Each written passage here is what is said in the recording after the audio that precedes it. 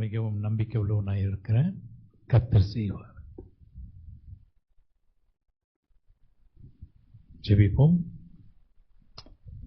எங்களை நேசிக்கிற நல்ல பிதாவே, இந்த காலை வேளைப்பா நீர் எங்களோடு இடைப்பட எங்களோடு பேச ஜெபிக்கிறோம். ஆண்டவரே, உம்முடைய வசனத்தை அனுப்பி எங்களுக்கு குணம் தருவீர், சுகம் தருவீர், விடுதலை கொடுப்பீர். ஆண்டவரே, இந்த வேளையிலும் அப்பா எங்களோடு இடைப்படும், எங்களோடு பேசும். இயேசுவின் நாமத்தில் ஜெபிக்கிறோம் நல்ல பிதாவே, ஆமென்.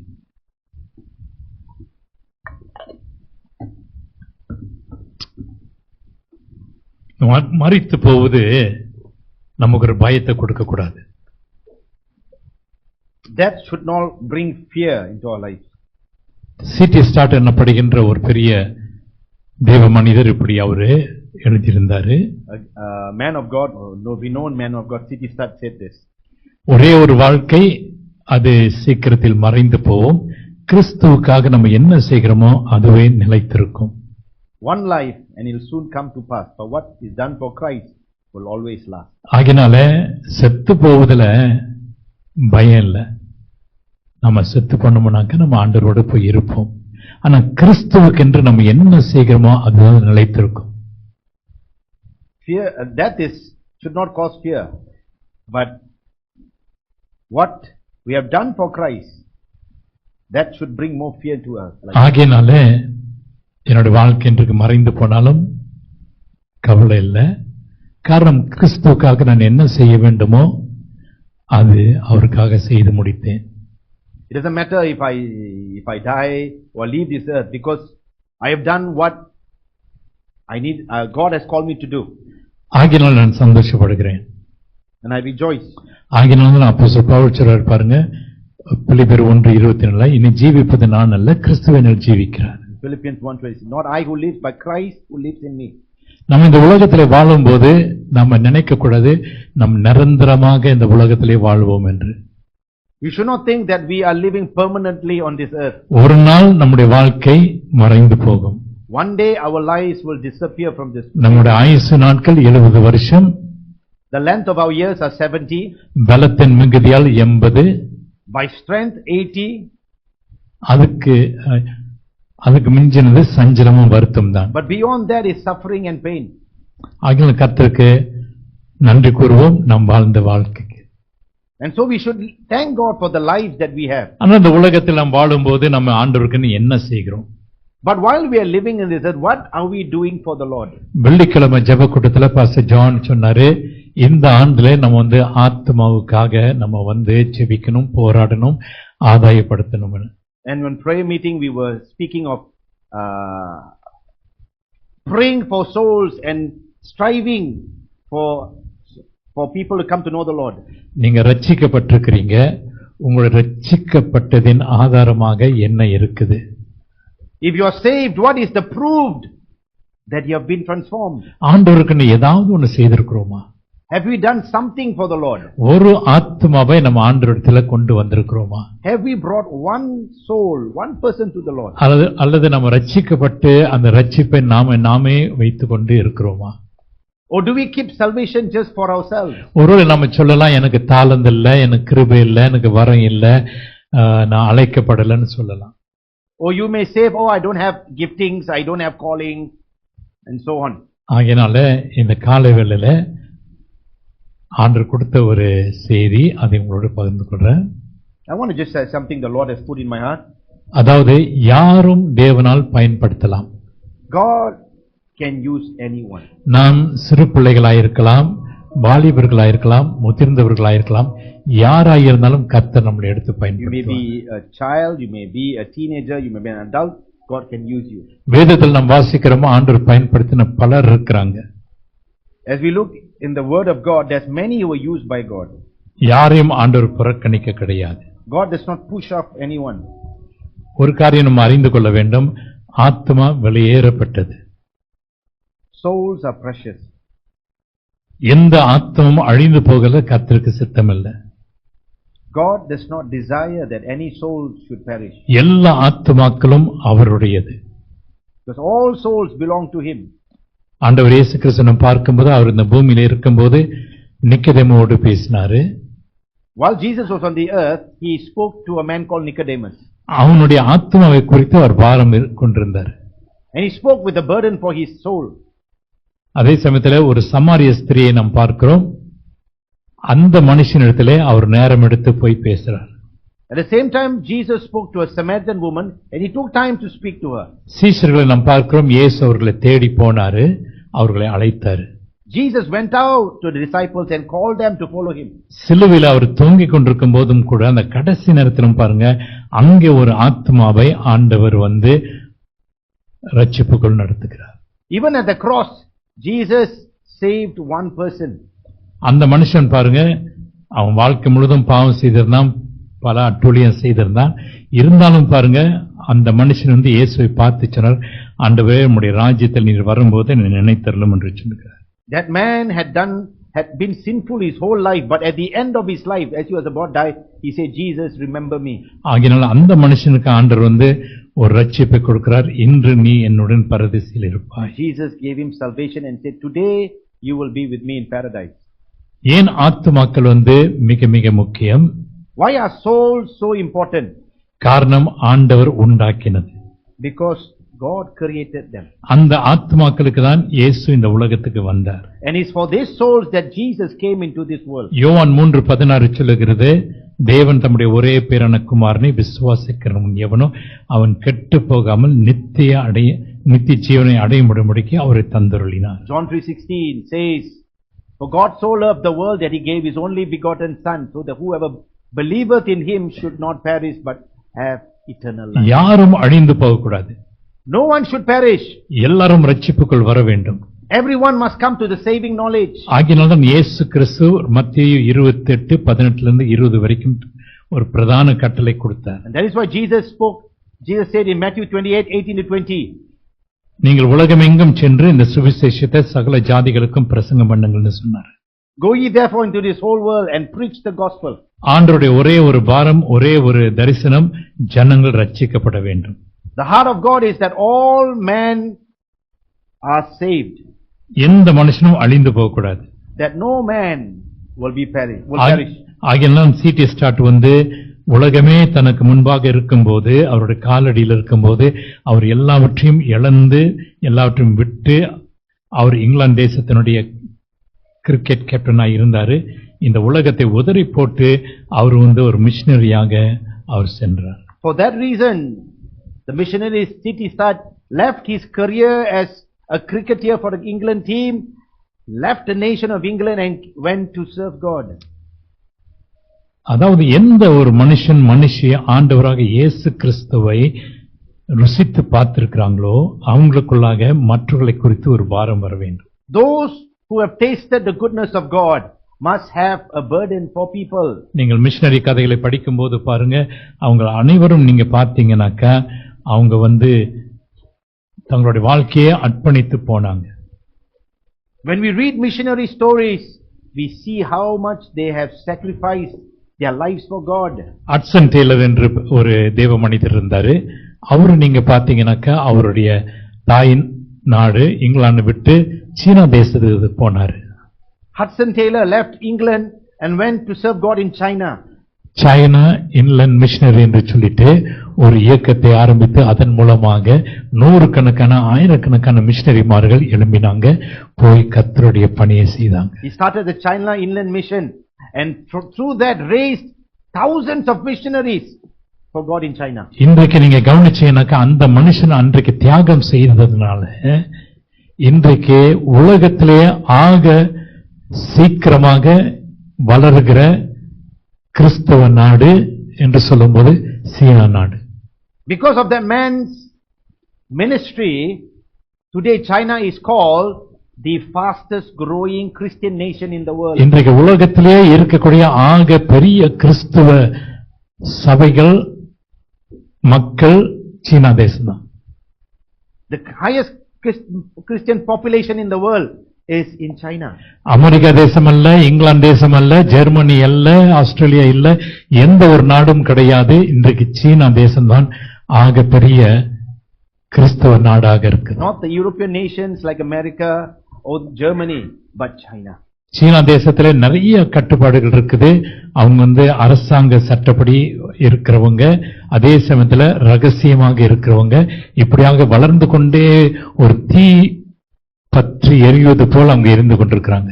The nation of China has so many restrictions on worship, but somehow like fire they are just growing.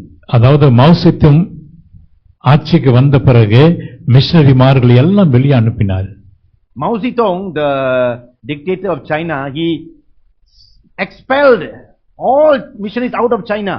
அவங்க எல்லாம் வெளியே போனாங்க. ஆனா இருந்தாலும் கர்த்தருடைய ஊழியம் தொடர்ந்து நடந்து கொண்டே இருந்தது. Missionaries were chased out of China, இன்றைக்கு but நீங்க somehow Christianity is still growing. இன்றைக்கு நீங்க பாத்தீங்கன்னாக்கா உலகத்துல அது ஒரு பெரிய கிறிஸ்துவ நாடாக இருக்குது. And today it's a big Christian nation. அது வெளிப்படையா சொல்ல மாட்டாங்க, ஆனா இதுதான் உண்மை. Of course, this will not be told openly, but this is what's happening in the nation. ஆகையால் இந்த நாளின் செய்தியானது ஒவ்வொருவரும் ஆண்டவருக்கென்று ஏதாவது ஒன்று செய்யக்கூடிய மக்களாக நமக்கு காணப்பட வேண்டும். This year we must be people who do something for the Lord. நாம் நம்முடைய வாழ்க்கை இந்த உலகத்துல முடித்து நம்ம ஆண்டவரை சந்திக்கும் போது எந்த வண்ணமாக நம்ம சந்திப்போம்? When we die one day meet the Lord, how will we meet the Lord? நாம் சேர்த்து வைக்கிற காசு பணம் அல்ல. We cannot meet God with the money that we have, வீடு வாசல் அல்ல. not with the possessions we have. நாம் எதையும் இந்த பூமியிலிருந்து எடுத்துக்கொள்ள போக முடியாது. We cannot take anything with us. ஒரு காசு கூட எடுத்துக்கொண்டு போக முடியாது. Even 1 cent is not able, he cannot follow you anywhere. ஆனால் பரலோகம் சாட்சி கூறும் எதுக்கு நாம் ஆண்டவருக்கென்று என்ன செய்திருக்கிறோம். But heaven will testify what we have done for the Lord. எத்தனை ஆத்துமாக்களை நாம் கர்த்தருக்கென்று ஆதாயப்படுத்தியிருக்கிறோம். How many people have we brought to the Lord? அதுதாங்க நமக்கு பரலோகத்துல சொத்து. That is our treasure in heaven. ஆகியதான் இயேசு சொன்னாரு, ஒரு மனுஷன் உலகம் முழுதையும் ஆதாயப்படுத்தி தன்னுடைய ஜீவனை நஷ்டப்படுத்தினால் தனக்கு லாபம் என்ன? Jesus said, what profit is a man if he gains the whole world but he has lost his soul? இந்த உலகத்தை நம்ம ஆதாயப்படுத்தலாம், பேரு புகழ் பெறலாம், You may get great things out of this world. பட்டங்கள் பெறலாம், You may get possessions, you may get titles. ஆனா பரலோகத்துல அது ஒண்ணும் போகாது. But none of these things can follow you to heaven. நம்ம ஆண்டவருக்கென்று இந்த பூமியில என்ன செய்கிறோமோ? What are we doing for the Lord on this earth? ஒரே ஒரு வாழ்க்கை, Only one life. அது சீக்கிரமாய் மறைந்து போகும். Soon it shall go off. கிறிஸ்துவுக்காக நம்ம என்ன செய்கிறோமோ But what we do for Christ, அது மாத்திரமே நிலைத்திருக்கும். only that will remain. இன்றைக்கு இந்த காலை வேளையில இந்த ஒரு சவாலோடு உங்களோடு நான் பேசுகிறேன், ஒரு பாரத்தோடு பேசுகிறேன். I want to speak with that burden with you this morning. 2 ராஜாக்கள் 5ஆம் அதிகாரத்திலே ஒரு சம்பவத்தை நாம் பார்க்கிறோம். The book of 2 Kings, chapter 5, அங்கே நாம் பார்க்கிறோம் வசனங்கள் 1 - 18 வரை. verses 1 to 18. முதல் 3 வசனங்களை வாசிங்க. சீரியா ராஜாவின் படைத்தலைவனாகிய நாகமான் என்பவன் தன் ஆண்டவனிடத்தில் பெரிய மனுஷனும் எண்ணிக்கை உள்ளவனுமாய் இருந்தான். அவனை கொண்டு கர்த்தர் சீரியாவுக்கு ரட்சிப்பை கட்டளையிட்டார். மகா பராக்கிரமசாலியாகிய அவனோ குஷ்டரோகியாய் இருந்தான். சீரியாவில் இருந்து தண்டுகள் புறப்பட்டு இஸ்ரவேல் தேசத்தில் இருந்து ஒரு சிறு பெண்ணை சிறைப்பிடித்துக் கொண்டு வந்திருந்தார்கள். அவள் நாகமானின் மனைவிக்கு பணிவிடை செய்து கொண்டிருந்தாள். அவள் தன் நாச்சியாரை பார்த்து, என் ஆண்டவன் சமாரியாவில் இருக்கிற தீர்க்கதரிசியினிடத்தில் போவாரானால் நலமாய் இருக்கும், அவர் இவருடைய குஷ்டரோகத்தை நீக்கி விடுவாள் என்றார். நீங்க கவனிச்சீங்கன்னாக்கா இந்த சம்பவம், இந்த கதையில ஒரு சின்ன பெண்மணியை பார்க்கிறோம். In this story, there is a young girl. இவள் ஒரு அடிமை பெண்ணா இருக்கிறாள். And she happened to be a slave. அதாவது சீரிய ராஜா இஸ்ரவேல் நாட்டுக்கு போயிட்டு அங்க இருக்கிற மக்களை சிறைப்பிடித்து வருகிறான். The king of Syria went to the nation of Israel and somehow they kidnapped some of these young girls. ஆகிய அந்த சின்ன பெண்ணு பாத்தீங்கன்னாக்கா அவளுக்கு பேரு தெரியாது, யாருன்னு, வயசு என்னன்னு தெரியாது. We do not know the name of this girl, or we do not know how old is she. ஆனால் இந்த பெண்மணி இஸ்ரவேல் நாட்டிலிருந்து பல ஆயிரக்கணக்கான மைலுக்கு அப்பாலாக இருந்து இப்பொழுது நாம் பார்க்கிறோம் சீரியா தேசத்துக்கு வருகிறார். 100 miles away, now she is in the nation of Syria. இங்க இருக்கும்போது அவள் தன்னுடைய நாச்சியார், அதாவது தன்னுடைய எஜமாட்டி, அவளுக்கு வந்து அவள் பணிவிடை செய்றா. And she was serving her employer's wife. அந்த மனுஷனுடைய கணவர் வந்து ஒரு தளபதி. And her employer, her boss, was a commander of the army of Syria. அவனுக்கு எல்லா புகழும் இருந்துச்சு, எல்லா வெற்றியும் இருந்தது. ஆனால் அவனுக்கு வந்து ஒரு குறை இருந்தது. This commander had everything, titles, and he had a name for himself. அவன் வந்து ஒரு குஷ்டரோகியா இருந்தான். But somehow he was a leper. நான் வாசிக்கிறோம் பாருங்க.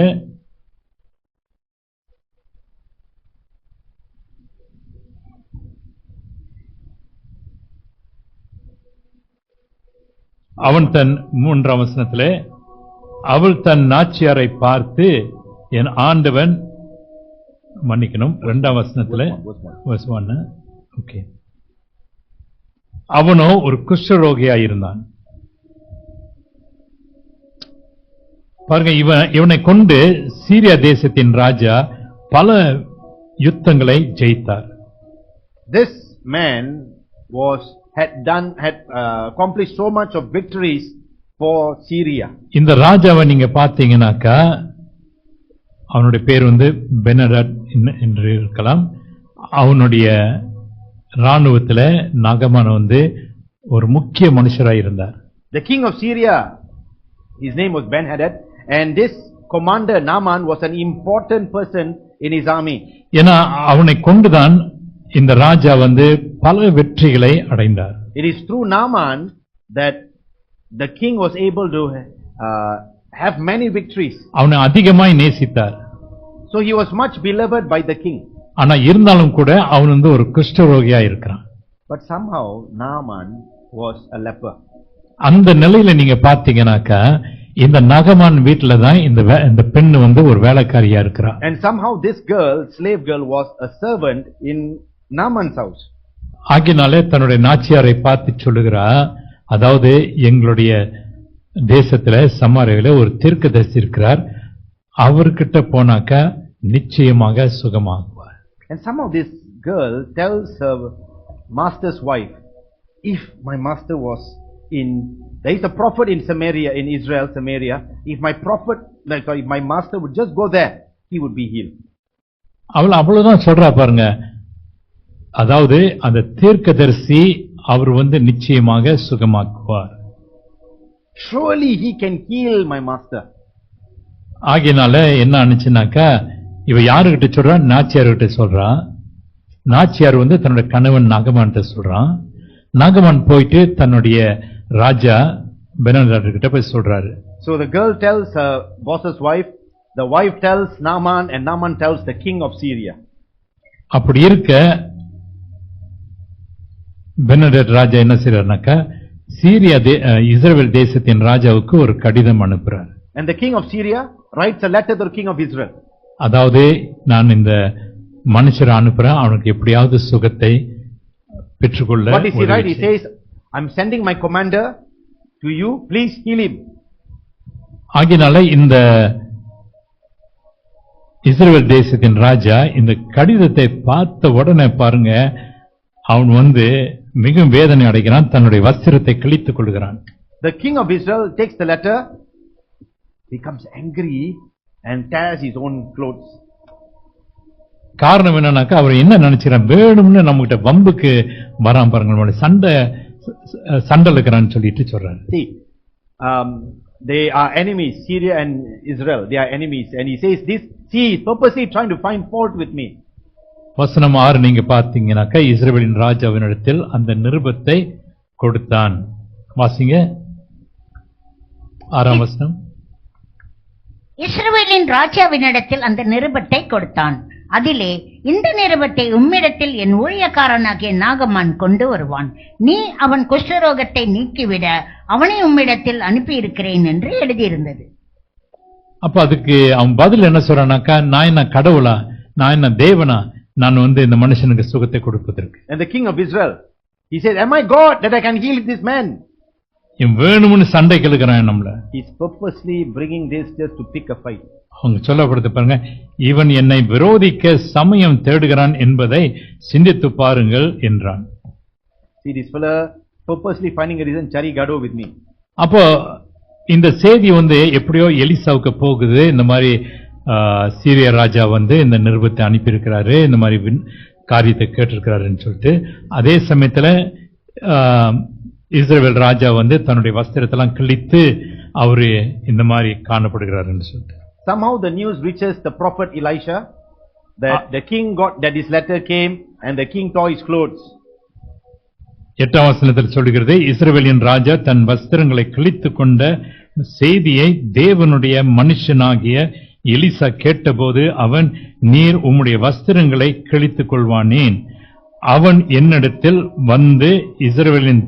இஸ்ரவேலிலே தீர்க்கதரிசி உண்டு என்பதை அறிந்து கொள்ளட்டும் என்று ராஜாவுக்கு சொல்லி அனுப்பினான்.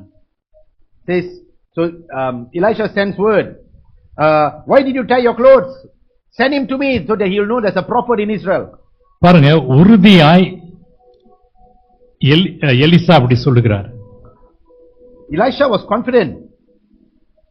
எலியா ஒரு தீர்க்கதரிசி இருந்தார். அவனுக்கு உதவிக்காரனாய் இருந்த எலிசா இப்பொழுது அவருக்கு பதிலாக இருக்கிறார். The prophet Elijah was there and Elisha was serving as his assistant. Now Elisha has taken the place of Elijah. எலியா இந்த உலகத்துக்கு போறார் என்று சொல்லி அவர் அறிந்த வேளையில எலிசா அதை தெரிந்து அவர்கிட்ட கேட்கிறாரு, ஆண்டவனே, நீ போகும்போது உம்முடைய வரத்தை எனக்கு இரட்டிப்பாக தாரும்.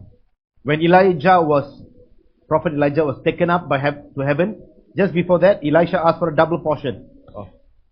எலிசா கேட்டதை எலியா சொல்கிறாரு, நான் போகும்போது, நான் எடுக்கப்படும் போது நீ அதை பார்ப்பாயானால் உனக்கு கிடைக்கும். Elijah told Elisha, we know the story, that he said, if you see me when I'm going up, you will receive the anointing. ஆகினால விடாமுயற்சினால எலிசா எலியாவை விட்டாதபடிக்கு இரவும் பகலுமாக அவரை பின்தொடர்ந்து கொண்டே இருந்தார். Elisha followed Elijah day and night. கடைசியில நீங்க பாத்தீங்கன்னாக்க பல தடவை எலியா அவரை கழட்டி விடலான்னு பாக்குறாரு, ஆனா எலிசா விடல, அவரை தொடர்ந்து போனார். Elijah tried to somehow ditch this Elisha, but Elisha held on. எலியா அந்த அக்னி ரதத்தில் அவர் எடுத்துக்கொள்ளப்படும் போது அப்பொழுது அவரிடத்திலிருந்து அந்த சால்வை விழுந்தது. When Elisha was taken up by the whirlwind, his shawl fell to Elisha. அதன் பிறகு பாருங்க, அந்த சால்வை எடுத்து அவர் அற்புதங்கள் செய்ய ஆரம்பிக்கிறார். And then he began to do miracles. அவர் கேட்டது இரட்டிப்பான வரத்தை எனக்கு தாரும். What Elisha had asked was, give me a double portion of your anointing. ஆகினாலே எலியாவை நீங்க பாத்தீங்கன்னாக்கா அவர் செய்த அற்புதங்கள் 8. Elijah, throughout his time of ministry, he did 8 miracles. ஆனால் எலிசாவை நீங்க பாத்தீங்கன்னாக்கா அவர் கேட்ட வண்ணமாகவே இரட்டிப்பாக 16 அற்புதங்களை செய்கிறார். And Elisha, if you count the miracles, are 16. அதாவது நம்ம வேண்டிக் கொள்ளும் போது அதை உறுதியாய் நம்ம இருக்கும்போது அதை கர்த்தர் கொடுப்பார். When we ask and we are fervent in what we are doing, and God gives us. அநேகர் நம்ம நம்ம ஆண்டவரிடத்தில் எதுவும் கேட்க கிடையாது. Many of us do not even ask the Lord. நம்ம என்ன கேட்கறோம்னாக்க எனக்கு காசு பணம் வேணும், வீடு வாசல் வேணும், காடி வேணும், இதுதான் நம்ம நமக்காக கேட்கிறோம். Many times we just only ask, give me money, give me possessions, give me blessing. ஆண்டவருடைய ராஜ்யத்துக்கு அவருடைய மகிமைக்கென்று நம்ம கேட்கும்போது நிச்சயமாய் ஆண்டவர் கொடுக்கிறவராய் இருக்கிறார். But if you ask God for greatness in His kingdom, He will surely give it. எத்தனை பேர் நம்மில சுயநலவாதிகளாய் இருக்கிறோம்? How many of us are people who are selfish? எனக்கு என் குடும்பத்துக்கு என்றுதான் கேட்கிறோம். Give me and my family, give me and my family. ஆண்டவரே, உம்முடைய ராஜ்யத்துக்கு நான் என்ன செய்ய வேண்டும்? But do we ask God, what am I supposed to do for your? ஆண்டவரே, உமக்கு நான் என்ன செய்ய வேண்டும் என்று சொல்லி நம்ம ஏதாவது கேட்கிறோமா? Do we even ask, Lord, what am I supposed to do for you? அப்படி நம்ம செய்ய கிடையாது. We don't do that. ஆனா ஆண்டவருடைய ராஜ்யத்துக்கென்று நம்ம கேட்கும்போது நிச்சயமாய் செய்வார். But if we ask something for the kingdom of God, John knocks என்று சொல்லிட்டு ஒரு மனுஷர் இருந்தாரு. அவர் கேட்டார், ஆண்டவரே, ஸ்காட்லாண்டை தாரும் ஆண்டவரே, இல்லாவிட்டால் என்னை எடுத்துக்கொள்ளும் என்று கேட்டார். There was this great man of God in Scotland. He prayed this prayer, Lord, give me Scotland or else let me die. அப்படி கேட்ட மாத்திரத்துல ஆண்டவர் இந்த ஸ்காட்லாந்து தேசத்தை ரட்சிக்க செய்தார். And God brought a move upon the nation of Scotland. பிரியமானவர்களே, நாம் தேவனுக்கென்று நாம் என்ன செய்கிறோம்? Dear church, what are we doing for the Lord? ஆண்டவருக்கென்று நம்ம எதையாவது செய்கிறோமா? Are we doing anything for the Lord? இந்த சிறு பெண்ணை நாம் பார்க்கிறோம் பாருங்க. அவ வயசு தெரியாது, பேரு தெரியாது, ஆனா இருந்தாலும் பாருங்க, அவள் ஆண்டவருக்கென்று ஏதோ ஒரு காரியம் செய்கிறாள். We don't know the age, the name of this girl, but he did something small for the Lord. ஆகிய அவள் சொன்ன அந்த ஒரு காரியத்தை நாகமானுடைய காதுல எட்டின மாத்திரத்துல பிறகு அது ராஜாவினுடைய காதுல எட்டின வழியில அந்த காரியத்தை நிறைவேற்ற முடியாய் இஸ்ரவேல் தேசத்தினுடைய ராஜாவுக்கு அந்த நிருபம் அனுப்பப்பட்டது.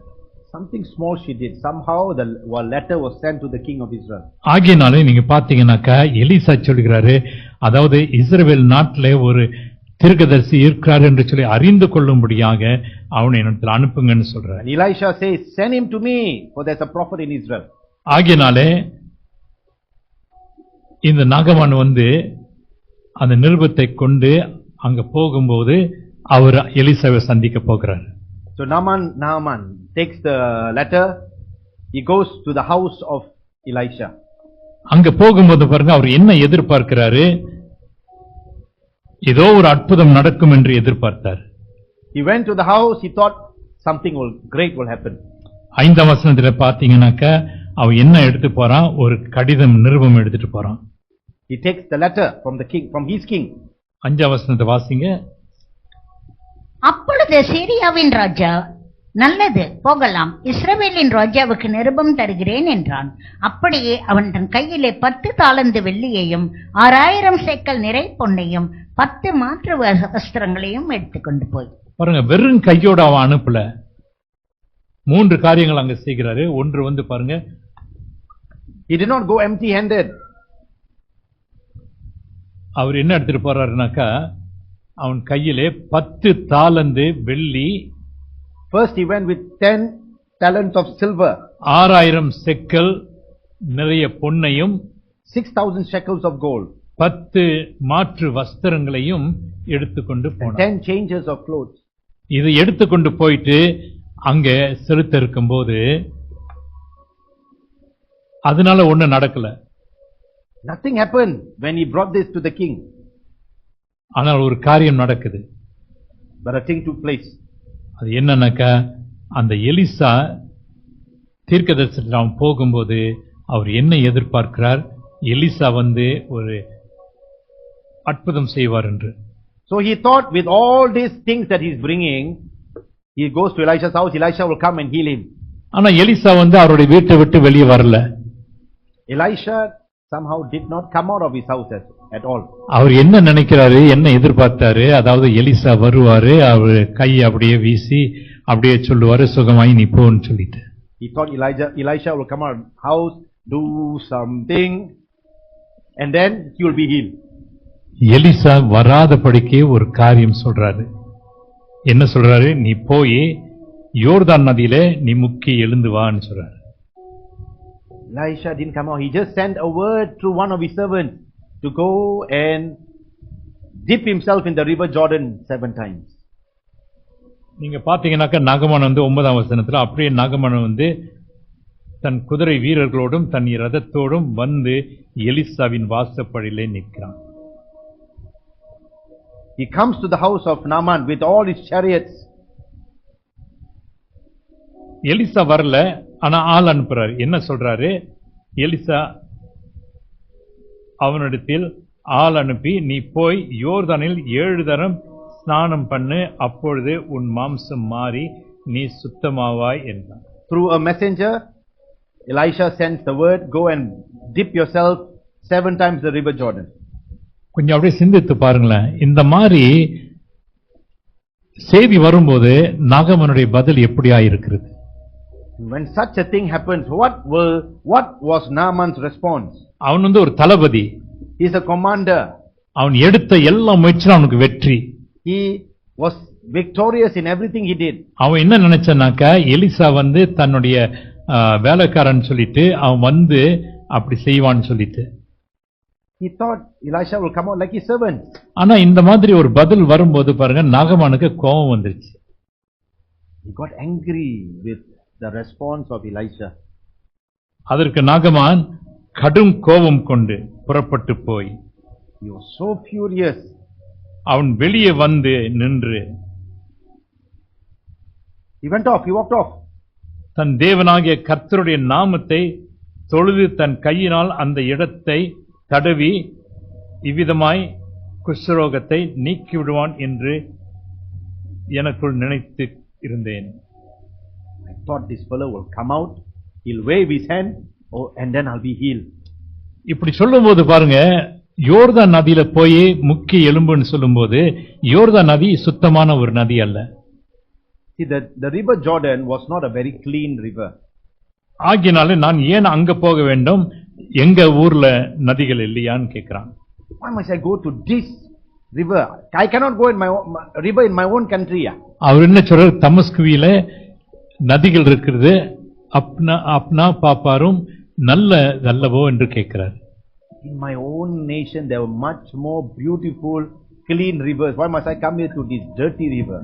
ஏன் அந்த நதியில் நான் குளிக்க கூடாது, ஏன் நான் யோர்தான் நதியில போய் குளிக்க வேண்டும்? Why must I wash myself 7 times here? இந்தியாவில் நீங்க பாத்தீங்கன்னாக்கா பல நதிகள் உண்டு. In India there's a lot of rivers. Ganga நதி இருக்குது, யமுனா நதி இருக்கு, பல நதிகள் உண்டு. There's the rivers Ganga and Yamuna. இந்த நதிகள்ல வந்து பாருங்க, வருஷத்துக்கு ஒரு முறையோ அல்லது பல முறையோ அவங்க போயிட்டு முக்கி எழுந்து வருவாங்க.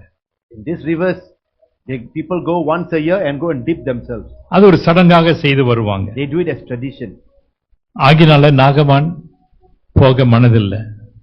Naaman had no desire to go to Jordan. ஆனா அவர் கூட இருந்த அந்த வேலைக்காரங்க பாருங்க, ஊழியக்காரன் சொன்னாங்க, சமீபத்தில் வந்து அவனை நோக்கி, தகப்பனே, அந்த தீர்க்கதரிசி பெரிய காரியத்தை செய்ய உமக்கு சொல்லி இருந்தால் அதை நீ செய்வீர் அல்லவா?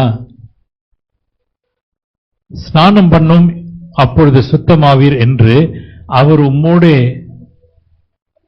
சொல்லும்போது அதை செய்ய வேண்டியது எத்தனை அதிகம் என்று சொன்னார்கள்.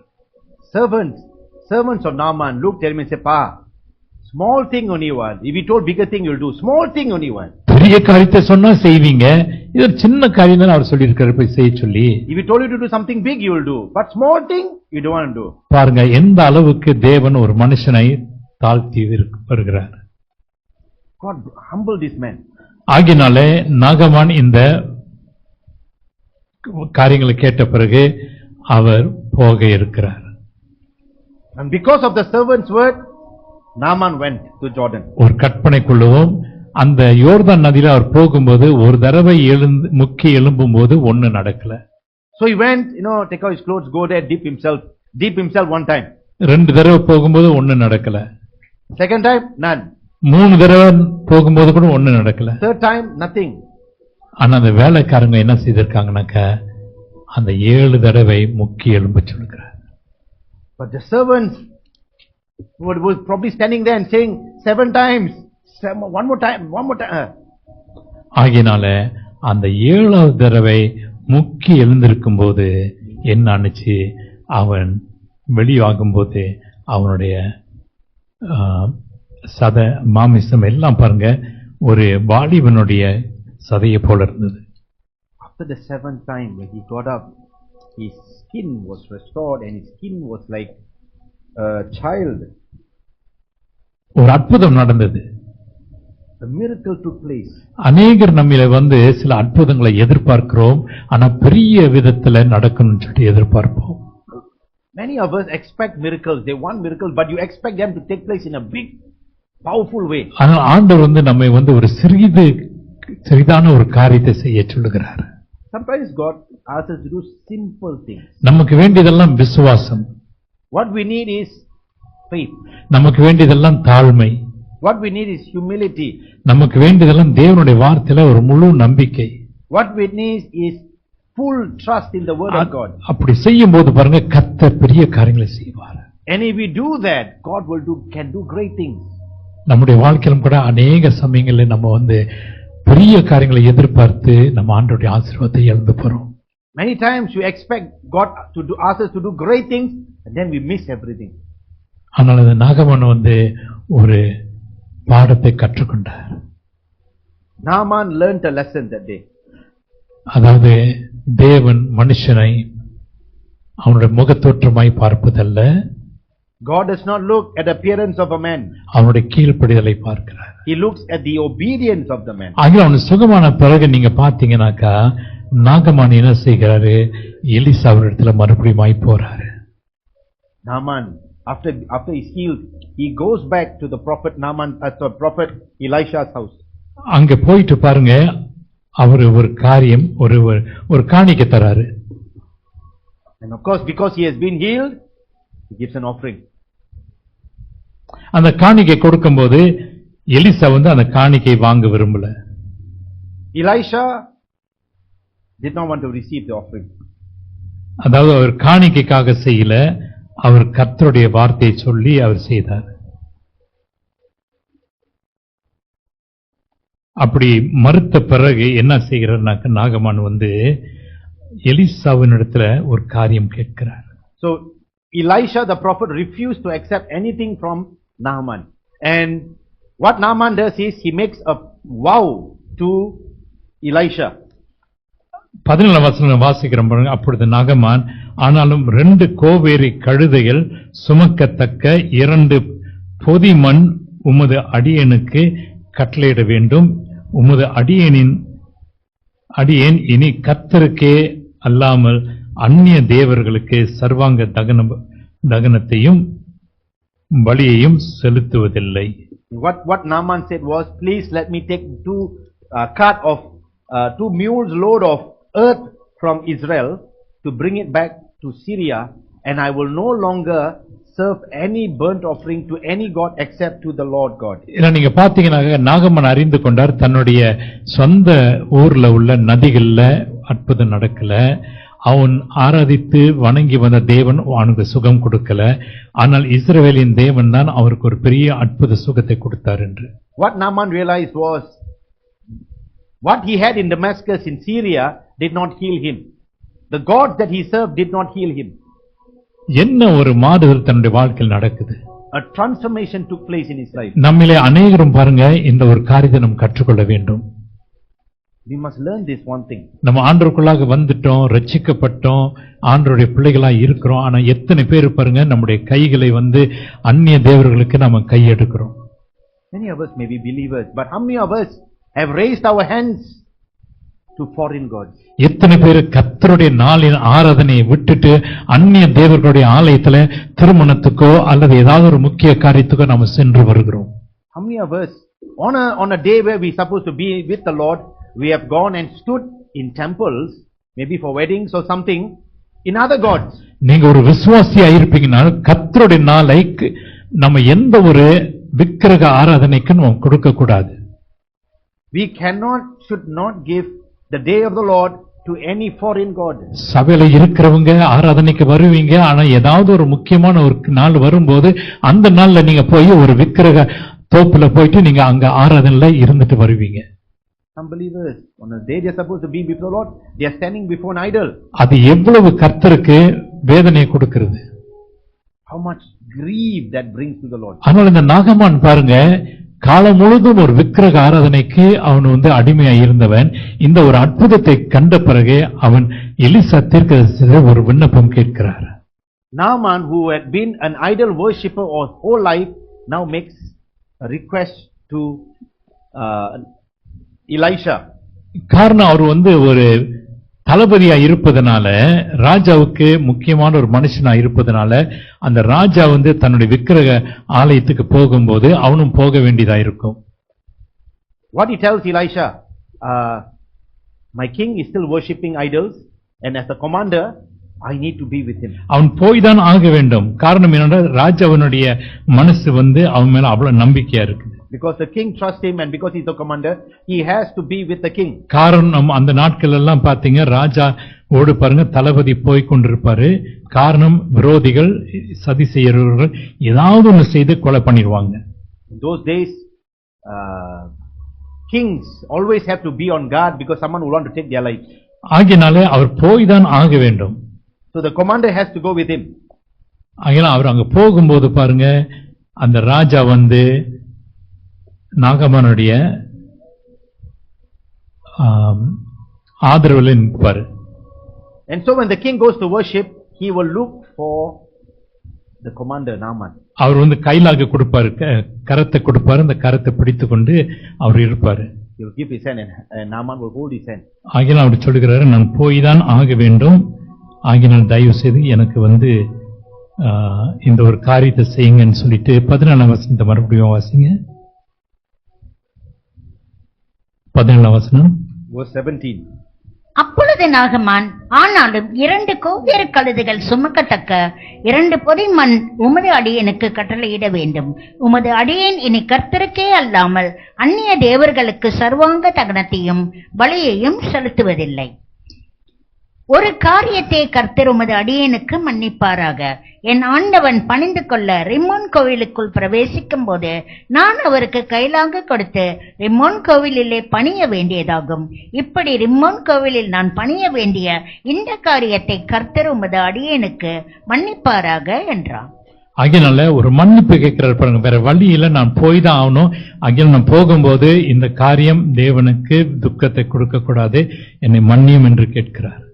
Says, please forgive me when I do this, and may the Lord forgive me. அந்த நாட்கள்ல பாருங்க, இந்த ஒரு பழக்கம் இருந்தது. அதாவது அவங்க வந்து ஏதாவது ஒரு வேண்டுதல் செய்வாங்கனாக்க அவங்க போயிட்டு ஏதாவது ஒன்று செய்வாங்க. Back in those days, that time, if they wanted something, they will go and offer something. ஆகினால் நீங்க பாத்தீங்கன்னாக்க அன்னை வேலங்கனி, சென்ட் ஆன்ஸ், இந்த மாதிரிலாம் நீங்க பாத்தீங்கன்னாக்க ஒரு வேண்டுதல் செய்து அந்த இடத்துல போயிட்டு அவங்க வந்து ஏதாவது ஒன்று செய்வாங்க. Like what we do in Malaysia, people when they want to make a prayer, they'll make a vow. Like in Saint Anne's, if I get this, I will come back again here every year. ஆகினாலும் வருஷந்தோறும் போயிட்டு வருவாங்க. Every year they will keep on going back if they receive that thing. சில கிறிஸ்தவங்களும் செய்யறாங்க. ஒரு காலத்துல இந்த சபையில உள்ளவங்களும் செய்து வருவாங்க. இப்ப செய்யறாங்களா என்னன்னு தெரியாது. Sometimes even Christians also do this. நம்ம சபையில இருக்கிறவங்களும் செய்திருக்கிறாங்க, இப்ப செய்யறாங்களா என்ன தெரியாது. அந்த மாதிரி ஒரு நிலைமை. அது ஆண்டுக்குள்ளாக வந்த பிறகு நம்ம முழுசுமாக அவரை பின்பற்ற வேண்டும். When you come to the Lord, you must come wholeheartedly. நாகமன் வந்து ஒரு விசுவாசியாய் ஆனார். Naaman became a believer. Jehovah தேவன் பேர்ல அவர் விசுவாசம் வைத்தார். He started to believe the name of Jehovah.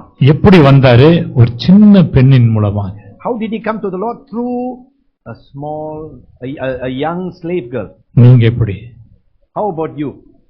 நீங்க ஆண்டவருக்கு என்று ஏதாவது செய்திருக்கிறீங்களா? Have you done anything for the Lord? உங்கள் மூலமாக யாராவது ரட்சிக்கப்பட்டிருக்கிறாங்களா? Has anyone come to know the Lord through you? உங்க மூலமாக ஏதாவது நன்மை உண்டாயிருக்கிறதா? Through you has anything good come? உங்க வாழ்க்கை நீங்க சற்று சோதித்து பாருங்க. Let us examine our own life. நாம் இன்றைக்கு ஆண்டவரை எப்படி அறிந்து வந்தோம்? How we knew the Lord? யாரோ நமக்கு ஆண்டவரை பத்தி சொல்லி அவங்க மூலமாக நம்ம ஆண்டவரை அறிந்து Someone might வந்தோம். have told us about Christ. இன்றைக்கு நம்ம மற்றவங்களுக்கு சொல்கிறோமா? Do we tell others about Christ? நான் ஆண்டவராக இயேசு கிறிஸ்துவை அறிவதற்கு என்னுடைய நண்பர் ஒருவர் என்னை பலமுறை தன்னுடைய தேவனுடைய ஆலயத்துக்கு அழைத்தார். For me to come to know the Lord, my friend told me many times about Jesus. பல தடவை கேட்டுக்கொண்டாரு, வாங்க வாங்க வாங்க. He invited me to church many times. ஆனா நான் போகல.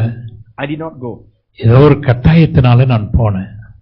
Somehow, just because after a lot of persuasion, I just went. ஆனா நீங்க பாத்தீங்கன்னாக்க அந்த கட்டாயத்தினால் போனதுனால நான் இயேசுவை அறிய எனக்கு ஒரு வாய்ப்பு கிடைச்சிச்சு. Because of the persuasion, one day I went and I came to know the Lord. அந்த மனிதர்னால நான் இயேசுவை அறிய வந்தேன். Because of that man, my friend, I came to know the Lord. நான் ஆண்டவருக்கு நன்றி செலுத்துறேன். And I thank God. அதே போல உங்களுடைய வாழ்க்கையிலும் கூட யாரோ உங்களுக்கு ஆண்டவரை சொல்லியிருக்கிறாங்க, சர்ச்சுக்கு கூப்பிட்டிருக்கிறாங்க, ஜெபிச்சிருக்கிறாங்க, அதன் மூலமாக நீங்கள் ஆண்டவர் அறிவதற்கு ஒரு வாய்ப்பு வந்துச்சு. And you also, maybe you came to know the Lord because of someone who prayed for you, invited you. இப்ப நம்ம அதுக்கு பதிலாக என்ன செய்வோம்? In response to that, what are we going to do? நாம யாருக்காவது இயேசுவை பத்தி சொல்லணும். We must tell someone about Jesus. சரித்திரம் சாட்சி கூறும். Only history can testify. அவங்க எனக்கு சொன்னதுனால இன்னைக்கு நான் ஆண்டவரை அறிந்து வந்திருக்கிறேன். I am here because that person told me. அவங்க எனக்கு ஜெபித்ததுனால நான் இன்னைக்கு ஆண்டவரை அறிந்திருக்கிறேன். I am here because that person prayed for me. நாம் சுயநலமாய் வாழக்கூடாது. Let us not live for our own selves. நம்ம ஆண்டவருடைய ராஜ்யத்துக்காக வாழ்வோம். Let us live for the kingdom of God. நாம் என்ன விதைக்கிறோமோ அதை அறுப்போம். Whatever we sow, that's what we will reap. நம்ம நிச்சயமா நம்ம ஆண்டவருக்கு ஆண்டவருடைய வார்த்தையை நம்ம விதைப்போமானா அந்த வார்த்தையானது நிச்சயமாய் கனி கொடுக்கும். If we sow the word of God in someone's life, one day we will reap back. அது இன்னைக்கு இல்ல, நாளைக்கு இல்ல, என்றாவது ஒரு நாள் அந்த வசனமானது முளைத்து கனி கொடுக்கும். The word of God one day will bear fruit. ஜெபிப்போம். Shall we pray?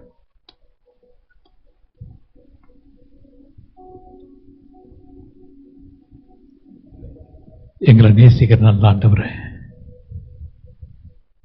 ஆண்டவரே இந்த ஆண்டிலே உமக்கென்று ஏதாவது ஒன்று செய்ய எங்களுக்கு உதவி செய்யும்.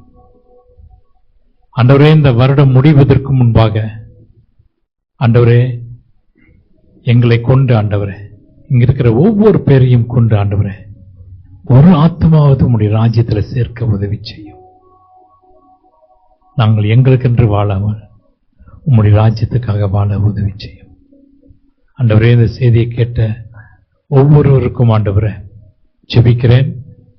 ஆண்டவரே அந்த சிறு அடிமை பெண்ணின் மூலமாய் ஆண்டவரே அந்த தளபதி நாகமான் உம்மை அறிந்து கொண்டாரே, அமிதமாக ஆண்டவரே நீர் ஒரு காரியம் செய்யும், வழி நடத்தும், ஆசீர்வதியும். இயேசுவின் நாமத்தில் பிதாவே, ஆமென்.